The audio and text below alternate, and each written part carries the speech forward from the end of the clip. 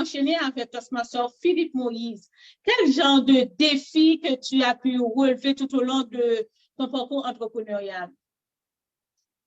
Bon, nous sommes une entreprise de consultation, comme ma soeur Clairville vient de me dire, c'est le temps que nous devons gérer et aussi, il n'y a que 24 heures pour le faire.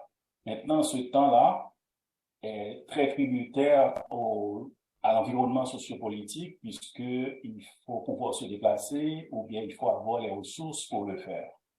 L'autre aspect, c'est surtout la formation, c'est-à-dire pour faire de la formation, pour maintenir le niveau de compétence de nos professionnels, il y a des coûts qui sont associés à cela, soit des coûts de déplacement, de voyage ou des frais d'études. Bon, heureusement, il y a la possibilité de faire des études ou des suivis ou des certifications en ligne, ce que nous exploitons beaucoup.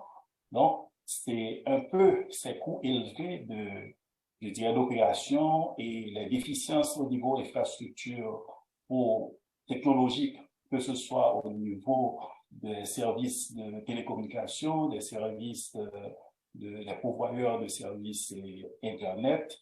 Donc là aussi, ça crée des difficultés et ça pénalise un peu le fonctionnement optimum que nous aurions pu avoir.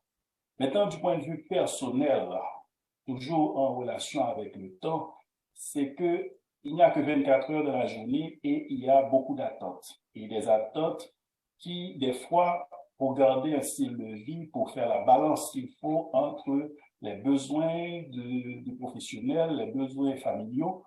Donc, maintenant, il y a des sacrifices qui sont nécessaires à être faits. Et ces sacrifices créent des bénéfices d'un côté et des frustrations de l'autre côté. Juste un exemple. Si, par exemple, j'ai à faire une présentation un lundi matin pour un client, pour une bonne opportunité, mais cependant, il y a une activité de famille pendant cette fin de semaine. Donc, à un moment donné, il y a une décision à prendre. Est-ce que je vais prendre le temps pour préparer cette présentation du lundi matin ou bien est-ce que je vais prendre le temps pour rester avec la famille? Donc, il y a toujours cette dualité qui arrive à tout moment et il faut trancher, il faut prendre une décision. Et quelle que soit la décision qui est prise, ça va impacter d'une façon ou d'une autre les frustrations au niveau familial ou bien une mauvaise performance du point de vue professionnel ou rater une opportunité d'affaires qui, très certainement, va affecter les finances de la famille. Donc, il y a toujours une balance à rechercher et ça, c'est constamment sous-peser les bénéfices et les conséquences pour chaque décision qu'il y a à prendre. Donc, c'est pour ça que ça crée un environnement assez précieux pour un entrepreneur, puisque cette balance-là, c'est très difficile de pouvoir la conserver.